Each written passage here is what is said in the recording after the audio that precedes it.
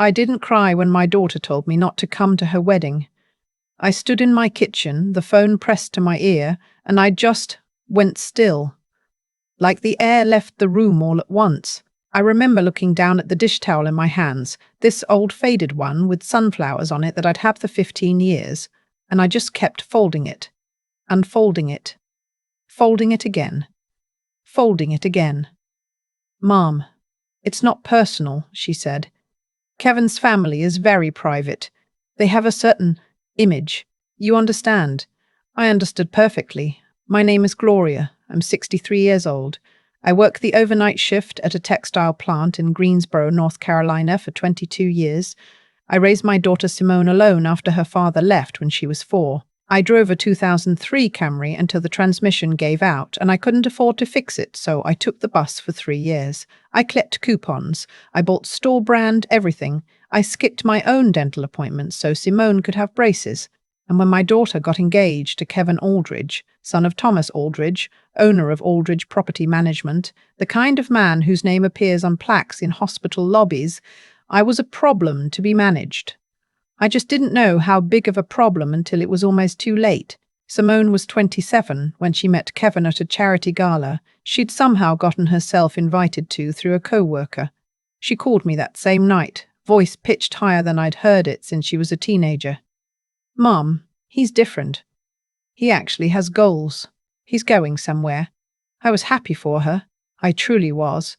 Kevin was polished in the way that only money across multiple generations can produce.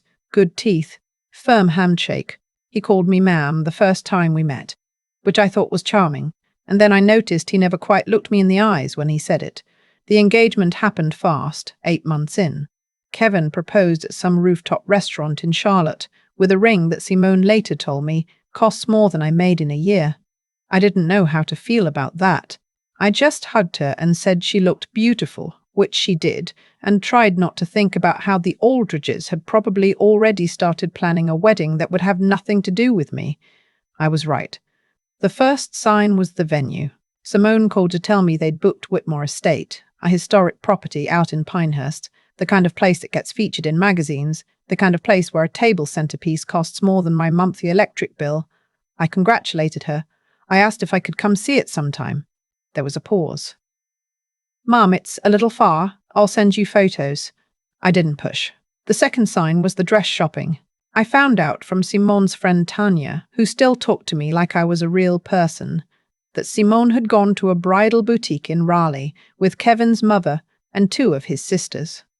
Nobody called me.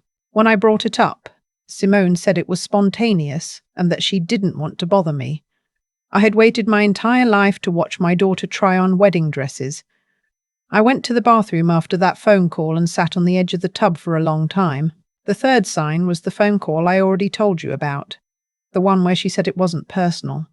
Kevin's family had a certain image, and I, Gloria May Tanner, who had worked double shifts and eaten peanut butter sandwiches for dinner so my daughter could attend a good school, who had calluses on my hands and a bad hip from years of standing on a factory floor.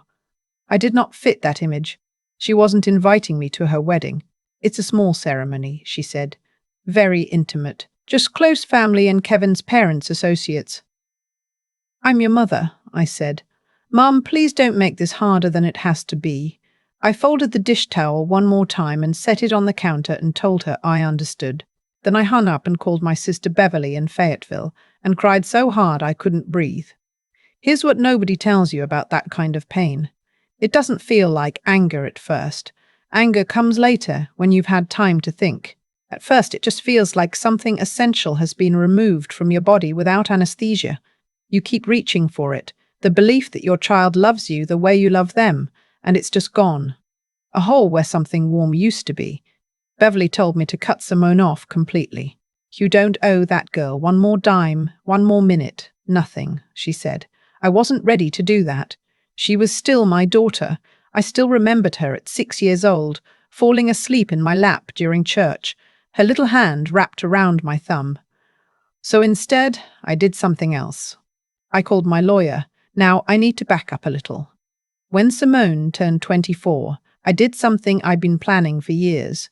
I took out a personal loan, $40,000, and used it as a down payment on a small commercial property in a strip mall on the east side of Greensboro, a 1,200 square foot space, nothing fancy. The plan was for Simone to open the hair salon she'd been talking about since she was in beauty school. I had put the deed in both our names, Simone's name and mine jointly. I wanted her to feel ownership. I wanted her to have something that was hers. She had operated the salon, Simone's, for almost 3 years. It was doing well. Better than well, actually.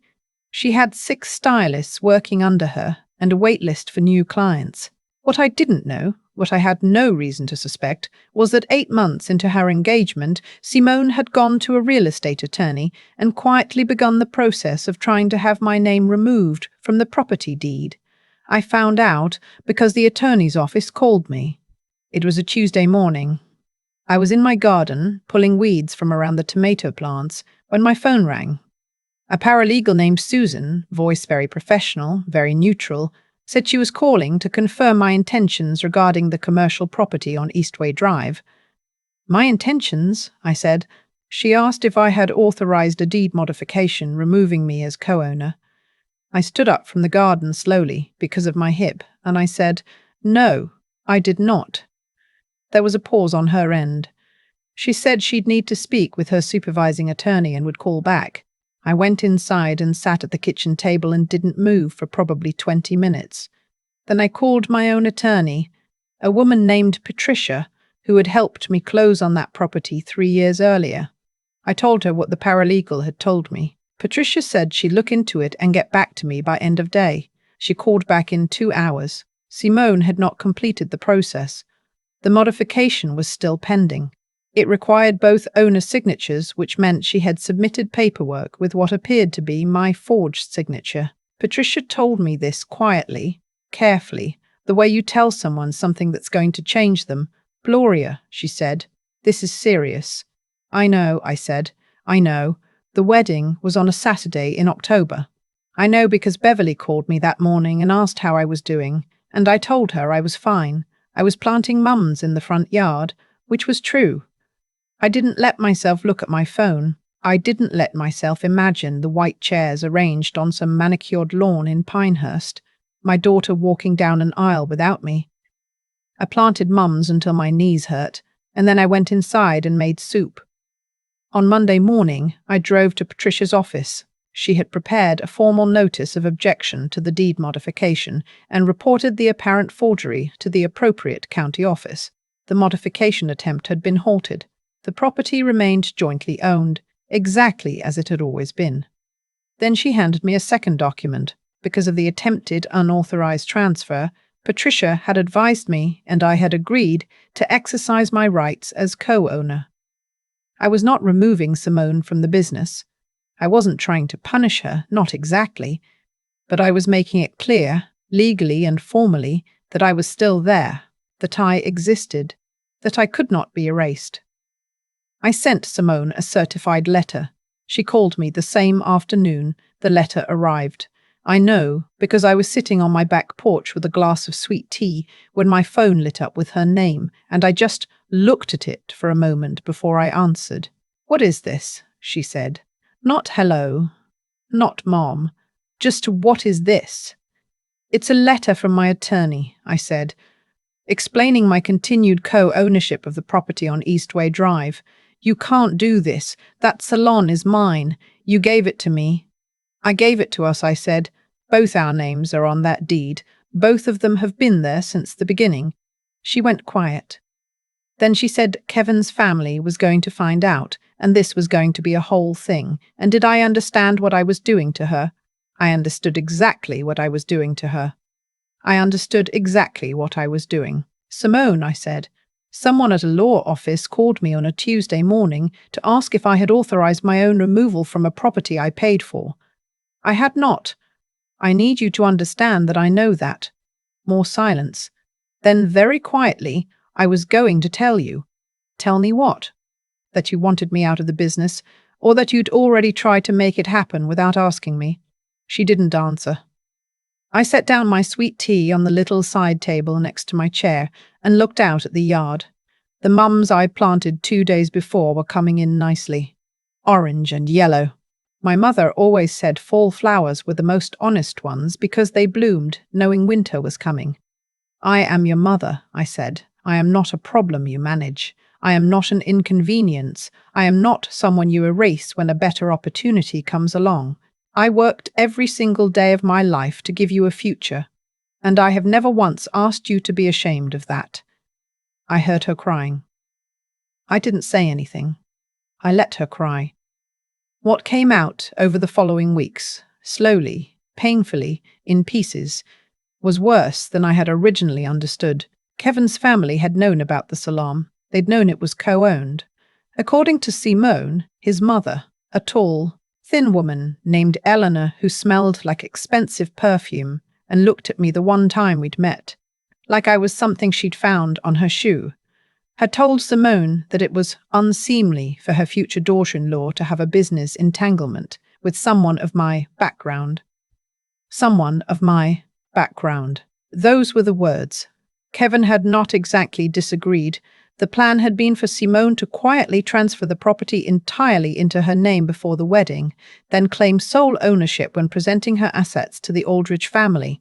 I would simply cease to exist in that part of her story. Same way I had ceased to exist on the wedding guest list. Tanya, Simone's friend, confirmed this when she came to see me about 3 weeks after everything surfaced. She sat at my kitchen table and drank coffee and looked like she'd been carrying something heavy for a long time. I told her not to, Tanya said. I told her it was wrong. She knew it was wrong. I poured us both more coffee and didn't say anything. She loves you, Miss Gloria, Tanya said.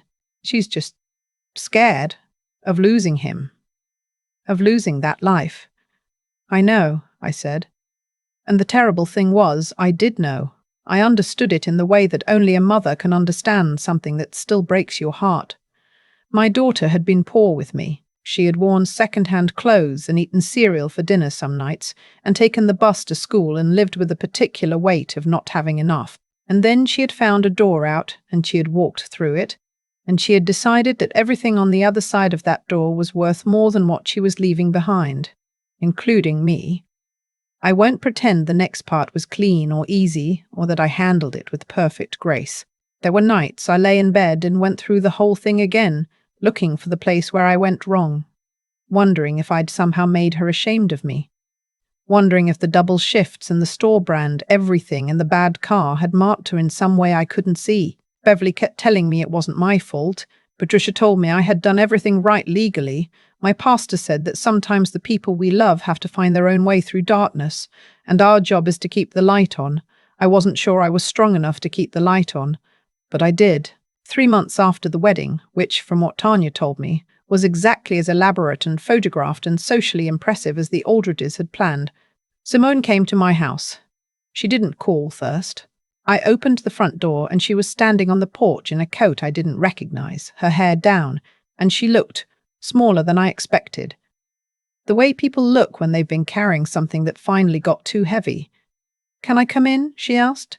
I stepped aside and let her in. She sat on the couch, the one I've had for 12 years, with the slightly worn armrest, and she looked around the living room like she was seeing it for the first time. Or maybe, like she was trying to remember it. I sat in the chair across from her and waited. "Kevin and his mother had a meeting with me last week," she started. "About the salon," she paused. "They want me to rebrand it. New name, new ownership structure. Something that will align better with the Aldridge portfolio." I waited. "They want to bring in an outside manager, reduce my role to essentially a silent partner. And they want your name fully removed." She looked at her hands. "Legally, through proper channels this time." "What did you say?" I asked. She looked up. I said no. I held very still. "I said no," she said again, like she needed to hear it herself. "I told Kevin that I appreciated his family's interest, but that the salon was mine, ours, and that I wasn't going to restructure something that was already working just to satisfy his mother's preferences." She swallowed. He didn't take it well. I nodded slowly. "Mum," she said, and her voice broke on that word in a way it hadn't since she was a little girl. I'm sorry. I'm so sorry. I don't I don't have words for what I did. There aren't words for what I did. There aren't words.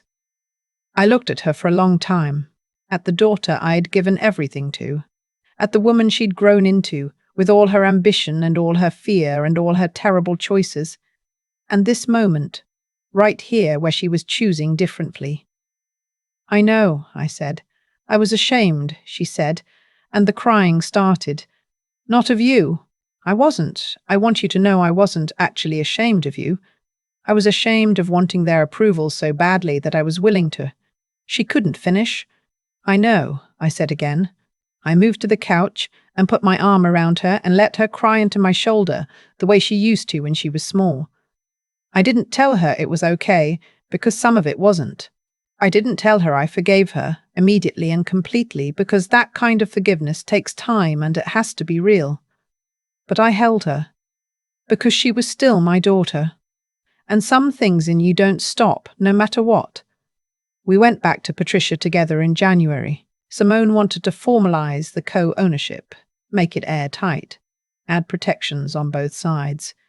Patricia walked us through it calmly and professionally and didn't say anything about the previous visit, which I appreciated.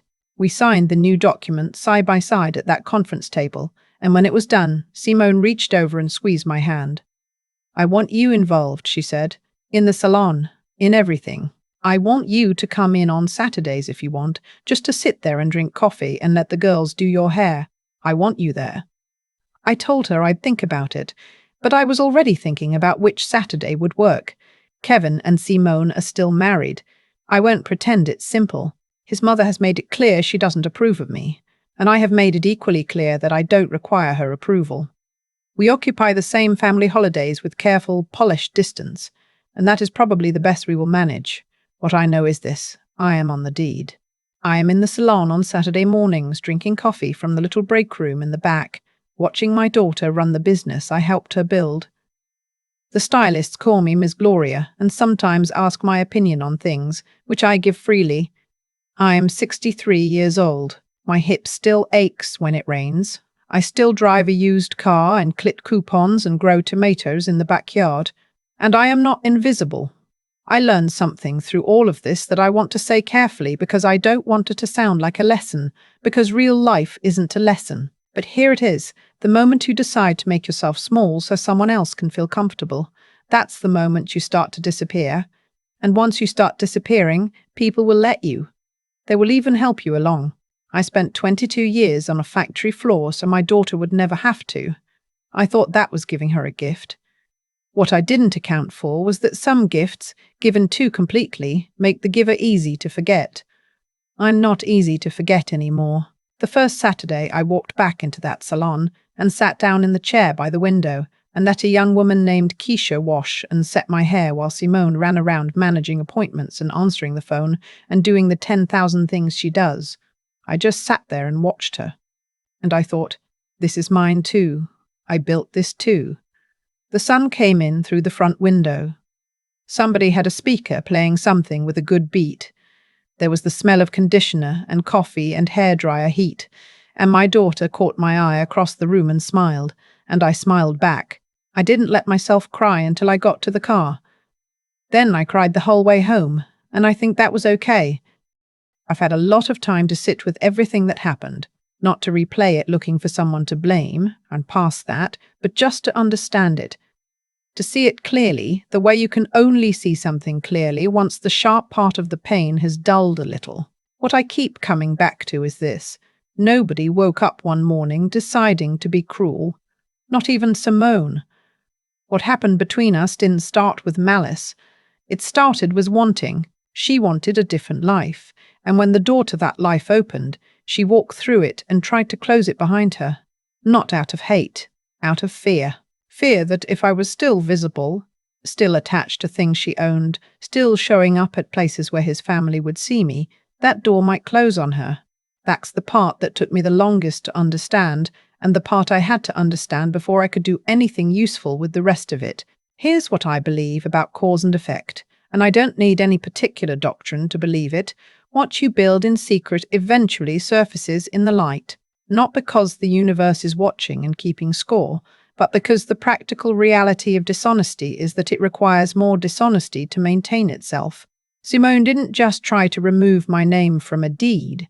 She had to lie to the attorney. She had to forge a signature. She had to hope I would never find out. Each of those things created a new point of failure, and eventually one of them failed. On a Tuesday morning when a paralegal called the wrong person by mistake and everything unraveled. That's not punishment.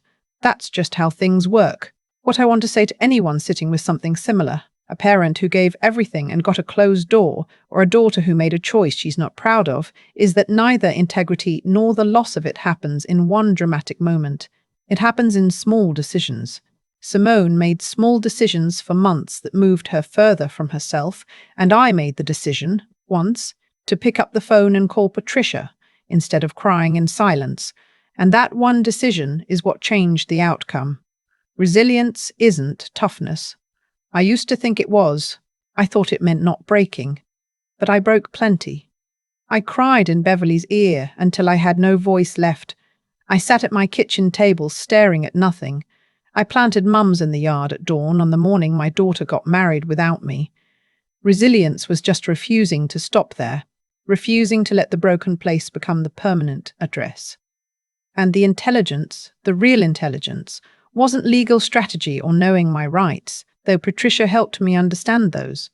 It was knowing that I still loved my daughter, even when I was furious with her, holding both of those things at once without letting either one cancel the other out. That's harder than it sounds. Gloria is not a cautionary tale. Neither is Simone, for that matter. We're just two people who had to figure out what we were made of when it counted, and one of us figured it out faster than the other. That's allowed. That's human. The salon is still open on Eastway Drive. My name is still on the deed. I still go in on Saturdays. That's enough.